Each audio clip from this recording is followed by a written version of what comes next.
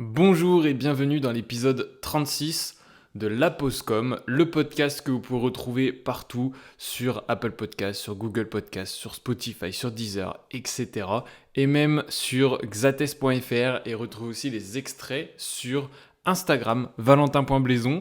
Et voilà, c'est parti, C'était la petite intro, on la change un petit peu de d'habitude, des fois qu'il y a des nouvelles personnes qui nous écoutent. Ça vous permet de nous rejoindre au fur et à mesure et de retrouver la communauté. Alors vous pouvez aussi retrouver cet épisode-là sur YouTube et comme ça vous avez la vidéo avec moi qui vous explique des choses en face à face, un peu comme si on était sur un coaching personnalisé. Alors aujourd'hui dans cet épisode on va voir pourquoi Facebook s'appelle Meta. Et ça c'est une très bonne question. Normalement vous avez vu passer plein de choses sur internet qui parlaient de ce changement. Ce changement n'est pas anodin. Et je vais tout vous expliquer dans ce podcast. C'est déjà dans un premier temps juste le changement de nom du groupe qui détient Facebook, Instagram, WhatsApp, Oculus et d'autres entreprises. Donc c'est un gros groupe qui est dirigé par Mark Zuckerberg. Faut pas que je me trompe. J'allais dire Jeff Bezos, mais non, c'est autre chose. Pardon. Ça arrive qu'on s'embrouille. Les grosses fortunes et les gros entrepreneurs sont un petit peu partout. Ils sont en train de tout racheter en ce moment. Donc petite parenthèse au moment où je tourne ça, la semaine dernière, il y a Elon Musk qui a racheté Twitter, 44 milliards de dollars. C'est à peu près équivalent aujourd'hui. Donc voilà, au final, on ne sait plus où donner de la tête parce qu'ils sont en train de tout acheter. Donc bref, changement de nom du groupe Facebook, Instagram, etc. qui s'appelait le groupe Facebook à la base. Et aujourd'hui, c'est le groupe Meta. Alors, pourquoi le groupe Meta? Où est-ce qu'ils veulent aller? Ce changement de nom aussi radical et assez particulier, puisque Meta, ça sort pas de leur chapeau, ça sort pas de comme ça, de n'importe quoi, c'est pas de la magie qui s'est passée. Non, c'est parce que ils veulent entrer dans le métaverse. Alors, le métaverse, est-ce que ça vous parle? Si oui, c'est cool, c'est que vous regardez des vidéos sur le sujet du monde parallèle, entre guillemets, et de tout ce qui est crypto-monnaie, NFT, etc. et les futures technologies qui vont certainement bercer notre monde dans quelques années. Bon, ça, c'est un premier bon point. Mais aujourd'hui, qu'est-ce que le métaverse pour les novices dans ce sujet? Et moi, je m'intéresse, mais je suis pas un expert du métaverse. Faut juste savoir ce que ça englobe, et c'est déjà pas mal. Mais je pense que d'ici 4-5 ans, le métaverse, ça va faire partie de nos vies. Alors, dans un premier temps, en fait, Facebook, ce qu'ils veulent, c'est apporter un aspect supplémentaire aux réseaux sociaux. On va résumer ça comme ça. Je cherche mes mots en même temps parce que, comme vous le savez, je prépare des mots-clés pour avoir une ligne directrice du podcast, mais je préfère vous parler à cœur ouvert et que ça vienne comme ça et que ce soit vraiment personnalisé. Donc ils veulent ajouter un aspect supplémentaire qui est cet aspect monde parallèle entre guillemets. Pourquoi je dis entre guillemets? Parce que c'est pas un monde où ça va être vraiment différent. Ça va être plus ou moins comme la vie d'aujourd'hui, ça se rajoute et ça se greffe à notre vie d'aujourd'hui. Par contre, vous allez pouvoir faire des choses supplémentaires. Par exemple, vous pouvez acheter une paire de baskets dans la vie réelle et demain, on pourra aussi avoir sa version digitale sur votre personnage digital sur les réseaux sociaux. Alors, les réseaux sociaux, parce que certainement qu'à l'avenir, les réseaux deviendront des endroits communautaires où vous irez avec un personnage vous balader, rencontrer des gens et discuter avec des gens directement sur la plateforme et pas l'espèce de réseau social passif qu'on a aujourd'hui où on observe du contenu, on met un j'aime et puis on s'en va. Là, il y a un aspect réel. Vraiment, on rentre dans la réalité virtuelle.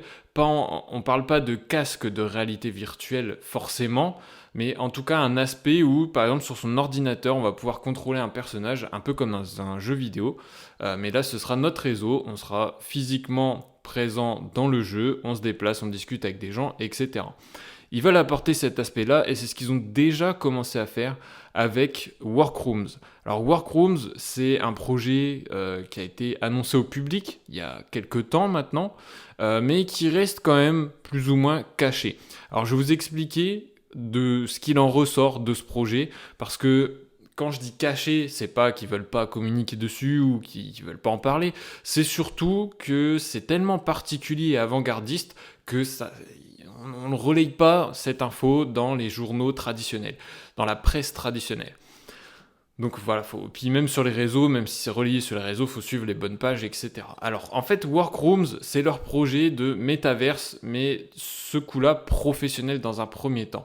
C'est-à-dire qu'avec votre compte Facebook, et si j'ai bien vu, c'est un peu spécial, mais il faut créer un nouveau compte, vous créez un autre compte qui sera en parallèle de votre compte Facebook, et vous aurez un personnage qui sera disponible et qui pourra se balader dans un bureau. Ça va servir pour les entretiens professionnels, pour rencontrer les gens. En fait, vous avez votre personnage qui est designé et que vous designez avec sa coiffure, ses vêtements, etc. Et puis, vous avez une bulle en haut de votre tête, un peu comme si je dessinais une bulle, là, pour ceux qui regardent la vidéo YouTube, une bulle au-dessus de ma tête, où on voit ce qui se passe sur votre webcam. Donc en fait, on a comme un personnage qui est présent dans l'espace, et en même temps une bulle où on voit la vraie personne qui est derrière son ordinateur en train de passer l'entretien ou de faire des choses. Ça, c'est un premier aspect. C'est plutôt cool. Enfin, en tout cas, personnellement, je trouve ça assez cool et assez ambitieux et ça donne un nouvel aspect de la communication sur les réseaux sociaux et même en réunion. Parce que si vous êtes habitué à faire des réunions Zoom ou qu'est-ce qu'on a d'autre comme outil, on avait Skype qui est de moins en moins utilisé, mais Skype, l'outil de Windows, voilà, il y a Google Meet encore. Voilà, tout ça, c'est des visioconférences, c'est classique. C'est assez statique, on a juste un écran avec une tête qui parle. C'est un premier aspect, c'est la visio. Là, on a vraiment un aspect où on se déplace dans un monde qui existe dans l'ordinateur. On se déplace dans différentes salles. Un peu, on retrouve la sensation qu'on a quand nous, on est dans notre bureau et qu'on se déplace pour aller chercher quelque chose. C'est déjà un premier point sympathique à retrouver. Et vous avez un espace, comment je peux dire ça ?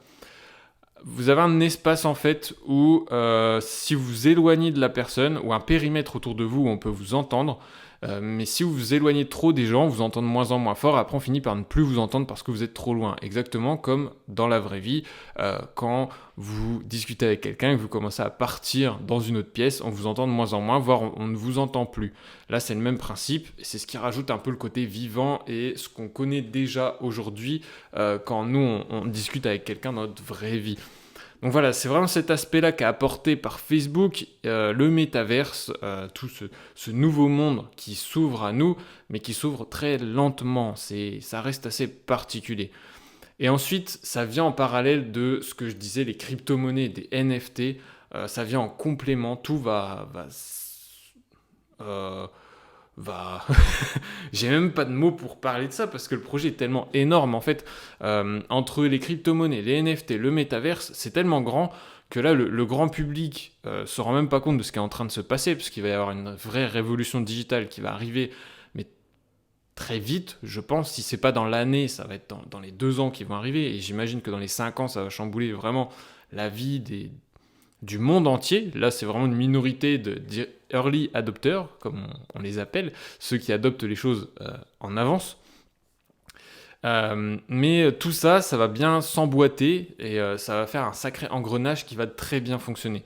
Surtout avec le concept de NFT où on a la propriété de quelque chose de digital, mais qui est assuré par un organisme qui est complètement autonome, qui s'appelle la blockchain. Il n'y a pas d'entité qui vient au-dessus avec des surcouches dire oui ou non. Là, ça se gère tout seul, c'est authentifié, on est sûr à 100% que cette personne-là détient bien ça, personne ne peut lui voler, etc. Donc c'est assez révolutionnaire, on va pouvoir faire pas mal de choses, notamment chez les notaires, où les signatures de biens immobiliers, ça va être beaucoup plus simple, et ça va éviter énormément de choses, et je ne vais pas m'attarder plus sur ce sujet, parce qu'on n'est pas non plus là pour parler uniquement de ça, mais c'est déjà une chose énorme. Et ensuite, au niveau des NFT qui viennent complémenter ce système de blockchain et qui l'utilisent, comme je vous parlais par exemple des chaussures, vous allez acheter une paire de chaussures, on pourra vous dire, voilà, t'achètes cette paire de Air Max, tu auras le droit au NFT de cette paire, qui sera pour toi. Alors ce sera écrit qu'il y aura, je sais pas, 300 exemplaires, donc les 300 premiers pourront avoir un NFT, les autres non, ou peut-être que ce sera pour tout le monde, hein. On verra bien les concepts, mais ça commence à sortir, et quand vous achetez cette paire, vous avez le droit au NFT, qui sera directement sur votre compte, et on saura que c'est à vous.